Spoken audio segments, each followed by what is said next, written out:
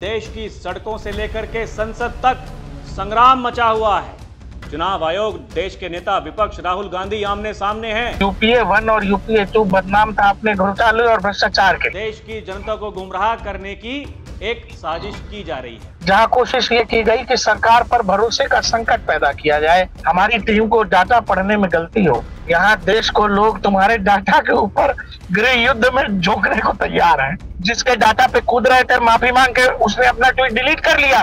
चुनाव आयोग ने भी ये कहा, किसी भी राजनीतिक दल ने कोई आपत्ति दर्ज नहीं की है। माफी तो फिर अब राहुल गांधी को भी मांगनी पड़ेगी। तो सुप्रीम कोर्ट ने कुछ कह दिया तो मोदी ने सुप्रीम कोर्ट खरीद लिया, इलेक्शन कमीशन को कुछ कह दिया तो इलेक्शन कमीशन ने कह दिया।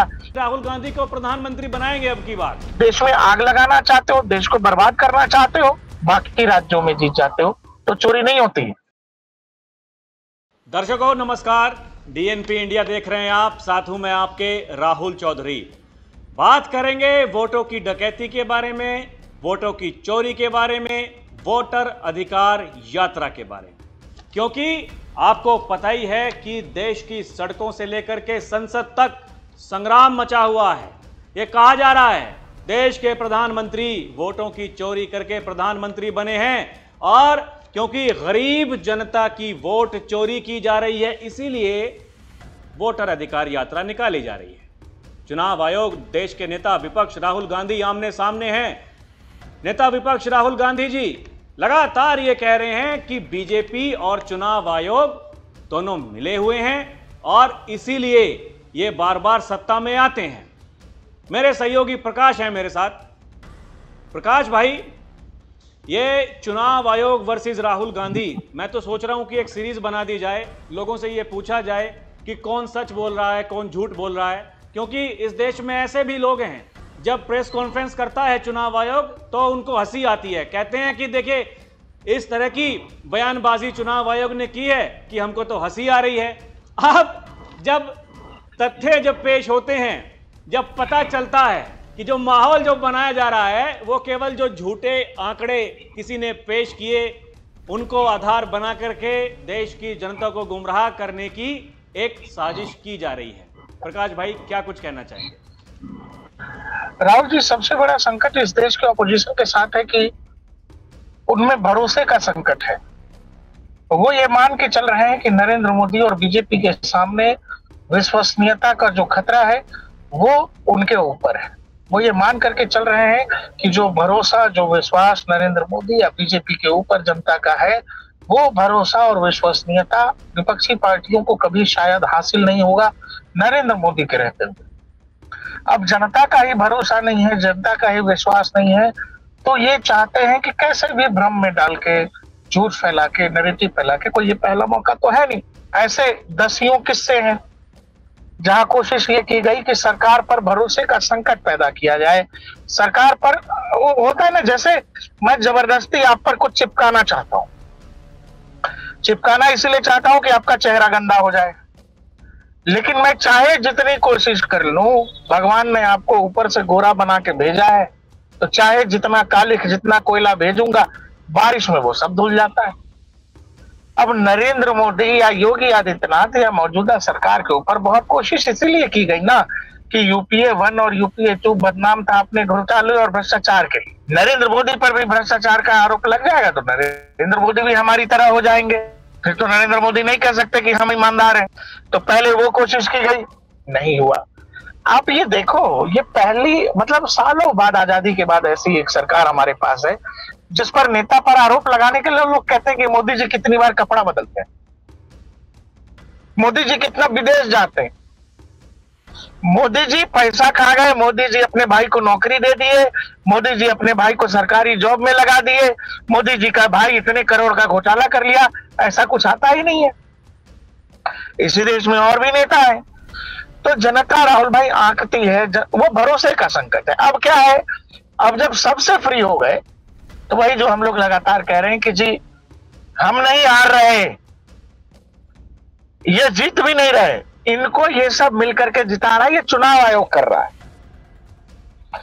और सबसे अजीब बात है दर्शकों, जिस संजय कुमार, जिस ये लोक नीति के सर्वे को और उसके डाटा के ऊपर राहुल गांधी कूद रहे थे, कांग्रेस पार्टी कूद रही थी, अब वो CSDS वाले संजय कुमार राहुल जी हाथ जोड़ रहे हैं, माई बाप माफी दे दो, वो महाराष्ट्र चुनाव वाला डाटा गलती से चला गया, हमारी टीम को समझने में दिक्कत हो गई।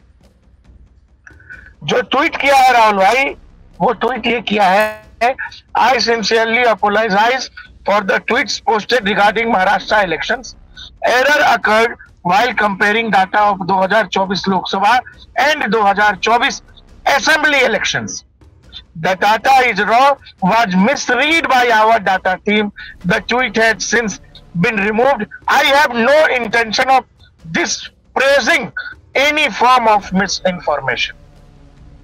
अब बताइए, हमारी टीम से डाटा गलती से पढ़ा गया, हमारी टीम को डाटा पढ़ने में गलती हो, अरे मूर्खा धीराज, यहाँ देश को लोग तुम्हारे डाटा के ऊपर गृह युद्ध में झोंकने को तैयार हैं। हाँ भाई, माहौल तो उसी दिन से बना हुआ है। आप देखिए ना, राहुल गांधी जी ने बाकायदा प्रेस कॉन्फ्रेंस करते हुए ये तमाम आरोप गढ़ दिए। ये कहा कि देखिए ये इनकी जीत नहीं है, ये धोखाधड़ी है, डकैती है, चोरी है। और देखिए वो कहाँ मान रहे राहुल गांधी जी, आज भी देखिए बिहार यात्रा पर हैं, वो तो यही कह रहे हैं हम चोरी नहीं होने देंगे। और अब देखिए तेजस्वी यादव जो नेता विपक्ष हैं बिहार के, वो कह रहे हैं कि राहुल गांधी को प्रधानमंत्री बनाएंगे अब की बार। तो यहां ये कोई उनसे पूछे कि बिहार का मुख्यमंत्री कौन बनेगा, क्या राहुल जी अपने मुंह से ये बात कह रहे हैं? राहुल जी, हम लोग ग्राउंड पे घूम रहे हैं,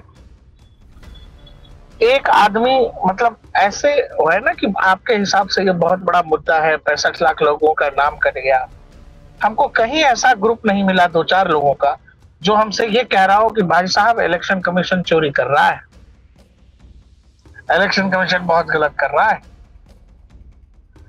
अपवाद हर जगह होता है Rahul ji, bye and large जब बात करिएगा ऑन ग्राउंड कि एक लार्जर पिक्चर में, तो ये कोई ग्राउंड पर मुद्दा ही नहीं है, मुद्दा है ही नहीं। आप इतने नॉन सीरियस नेता हैं कि आप चाहे जो कह दें, वो देखते थे पहले, कहता तो नहीं, हम लोग बचपन में सुनते थे, एक शरारती बच्चा था रोज गांव में चिल्ला के कहता था सियार आया, सियार आया, सियार आया। गांव वाले निकलते थे, देखते थे, आता नहीं, दिखाता था मजाक कर रहे हैं, मजाक कर रहे हैं। एक दिन सच में सियार आ गया, बच्चा फिर चिल्ला रहा है, गांव वाले निकले ही नहीं, सियार बच्चे को टांग के लेके जंगल में चला गया। कहने का मतलब यह है कि राहुल गांधी जो पिछले 10-15 सालों से मुद्दे क्रिएट करने की कोशिश कर रहे हैं, कृत्रिम मुद्दे बना रहे हैं, जैसी कोई अवस्था है नहीं, लेकिन बनाने की कोशिश कर रहे हैं, तो जनता समझ चुकी है राहुल जी कि ये हर बार वही है। अभी कुछ दिन ये बोल रहे हैं, फिर थोड़े दिन बाद कुछ और लेके चले आएंगे मार्केट में। हाँ, कि अच्छा ये तो नहीं हुआ। सवाल इसलिए उठते हैं क्योंकि अभी तक किसी भी राजनीतिक दल ने, चुनाव आयोग ने भी ये कहा, किसी भी राजनीतिक दल ने कोई आपत्ति दर्ज नहीं की है। 20 दिन हो चुके, 10 दिन बचे हैं, 28,000 शिकायतकर्ता हैं, जो मतदाता हैं, जो कह रहे हैं कि भाई साहब गलती से हमारा वोट कट गया है। चुनाव आयोग भी ये कह रहा है कि ये ड्राफ्ट मतदाता सूची है, हम इसको फाइनल नहीं मानते हैं, हम इसको फाइनल मानेंगे उस दिन जिस दिन हम दोबारा से इसको आपके सामने लेकर के आएंगे। जो और राहुल जी, कोई भी मतदाता सूची हमेशा के लिए फाइनल थोड़ी होती है। हाँ। उसमें समय दर समय बदलाव होता रहता है, आदमी कहीं शिफ्ट हो गया, कोई चला गया, कोई निकल गया। 65 लाख जी कहा जा रहा है कि 65 लाख वोटों की चोरी हुई है। 65 लाख में से 20 दिन में 28,000, कहां 65 लाख, कहां 28,000। अब सबसे अजीब बात देखो राहुल जी, जिस आदमी के जरिए ये पूरा डाटा, पूरा इकोसिस्टम नैरेटिव फैला रहा था कि चूंकि ये महाराष्ट्र में हुआ इसीलिए चुनाव आयोग बिहार में भी कर रहा है। चुनाव आयोग ने महाराष्ट्र में नाम जोड़े थे और बिहार में नाम काट रहा है। जिस आदमी का डाटा, पवन खेड़ा जैसे लोग कांग्रेस के हैंडलों से ट्वीट हो रहा था, वो सब लोग धक धक एकदम ट्वीट डिलीट कर रहे हैं। ट्विटर पे देखिएगा माहौल बना हुआ है, लोग पूछ रहे हैं भाई साहब भाग क्यों रहे हो। संजय सिंह हाथ जोड़ रहे हैं कि ओहो टीम से गलती हो गई, लेकिन जिस संजय कुमार की वजह से ये सब सारा बवाल हुआ और संजय कुमार का data Rahul Gandhi election commission वाले उस अपने प्रेस कॉन्फ्रेंस में दिखा रहे थे, माफी तो फिर अब राहुल गांधी को भी मांगनी पड़ेगी। आप फर्जी डाटा को लेकर के, कृत्रिम डाटा को लेकर के आप देश के संवैधानिक संस्था पर सवाल उठा रहे हो। अरे कोई मोरालिटी रह गई कि नहीं राजनीति में भाई? राजनीति में बड़ा मर्यादित भाषा मर्यादा की बात करते हैं। यहाँ तो किसी तरह की कोई लक्ष्मण रेखा है ही नहीं।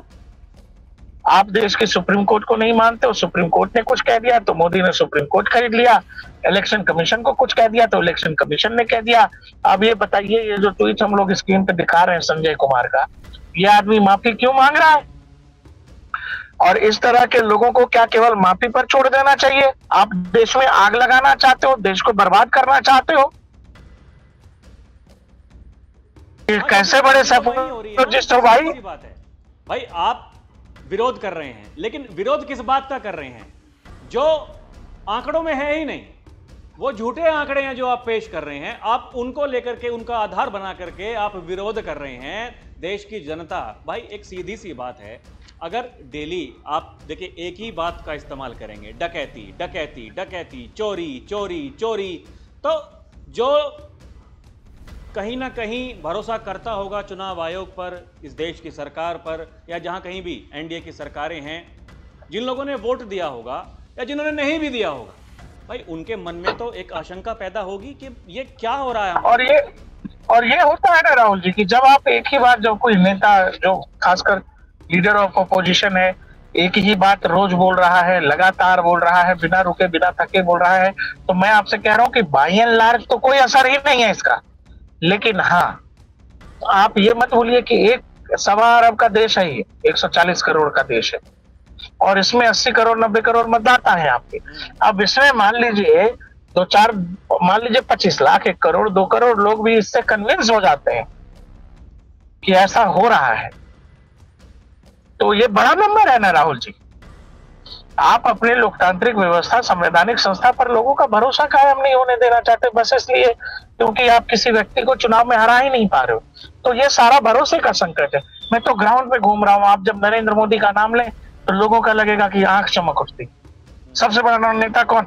तो अरे हम तो नरेंद्र मोदी को, अरे लेकिन बिहार की बात कर रहा हूँ तो नहीं हम लोग मोदी वाले। तो ये जो भरोसा लीडरशिप का और ग्राउंड का जो अंतिम व्यक्ति है उसके बीच भरोसा लीडर अपने व्यवहार, अपनी कार्यकुशलता, अपने नेतृत्व से ही पैदा करता है। आप हर बार नैरेटिव खेल के, झूठ बोल के, हर बार नए झूठ के साथ आकर के लोग ये मान रहे हैं राहुल जी कि ये तो राहुल गांधी करते ही रहते हैं जी, कि राहुल गांधी अभी ये कर रहे थे, अभी राहुल गांधी ये कर रहे हैं। और लोग बहुत अच्छी तरह से समझते हैं कि आप जब तेलंगाना में जीत जाते हो, आप जब हिमाचल जीत जाते हो, कर्नाटक में जीत जाते हो, बाकी राज्यों में जीत जाते हो, तो चोरी नहीं होती है। लेकिन जब आप महाराष्ट्र भी कह रहे हैं, देखिए तेज प्रताप यादव ये कह रहे हैं कि ये ढोंग कर रहे हैं, वोटर अधिकार यात्रा निकाल रहे हैं, ये कह रहे हैं कि हम देखिए लोकतंत्र को बचाने के लिए निकले हैं। तेज प्रताप यादव का ये दावा है, एक इंटरव्यू के दौरान उन्होंने ये कहा कि ये लोकतंत्र को तार तार कर रहे हैं।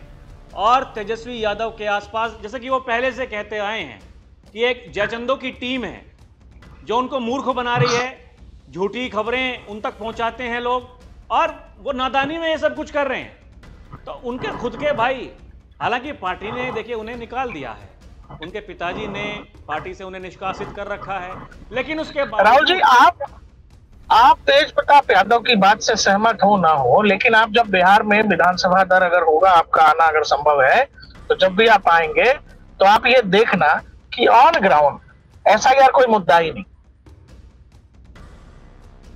कोई मुद्दा ही नहीं है। यहां मुद्दा बिजली पानी भी नहीं हो सकता है, बिजली 24 घंटे मिल रही है लोगों को।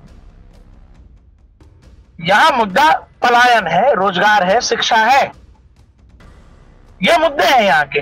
आप इन पर बात करके कुछ कर सकते हो, लेकिन आपको लग रहा वोट काटा जा रहा है। उठाते ही है ना हर चुनाव से पहले तो भाई बेरोजगारी है, महंगाई है, गरीबी है। राहुल जी एक वोटर ने मेरे से कहा कि जब तेजस्वी यादव का ही 2 वोटर आईडी है तो क्या इलेक्शन कमीशन नाम ना काटे जिसका 2-2 है? अब ये बताइए, इसमें लॉजिक तो है उस आदमी के जो भी बात कर रहा था। कहने का मतलब ये है कि आप जो मुद्दा अब बताया ये जा रहा है राहुल जी, तेजस्वी यादव को राहुल गांधी द्वारा कन्विंस किया गया है कि बिहार चुनाव में आप एसआईआर के मुद्दे को प्रमुखता से उठाइए, यही सबसे बड़ा मुद्दा है। और अजीब बात यह है कि राहुल गांधी ने ये जो यात्रा उनको पूरा निकालना है, चारों तरफ जो घूमेंगे, उस यात्रा में पब्लिक का कितना इंटरेक्शन है वो आप देख लीजिए। वो सोशल मीडिया पर विजुअल्स लगातार लोग देख रहे हैं। आपको कहते हुए सभी ने सुना कि 10 आदमी भी रहेंगे, मैं तब भी भाषण देता रहूंगा। हाँ बताइए। अरे जो लोग रैली कवर करने के लिए जो पीआर टीम वगैरह के लोग होते हैं, कैमरामैन होते हैं, वो कैमरामैन का एक ऑडियो वायरल हो रहा है, कह रहा है कि अरे धीरे धीरे चलो ना, भीड़ का फ्रेम ठीक नहीं आ रहा है, आगे फिर भीड़ मिलेगी नहीं।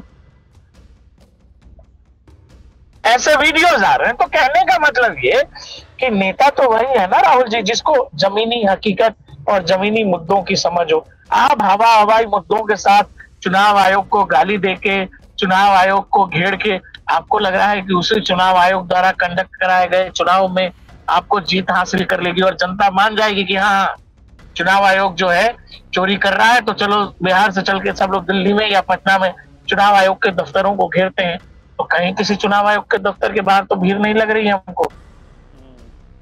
और जो 65 लाख लोग कह रहे हो, कहाँ है भाई 65 लाख?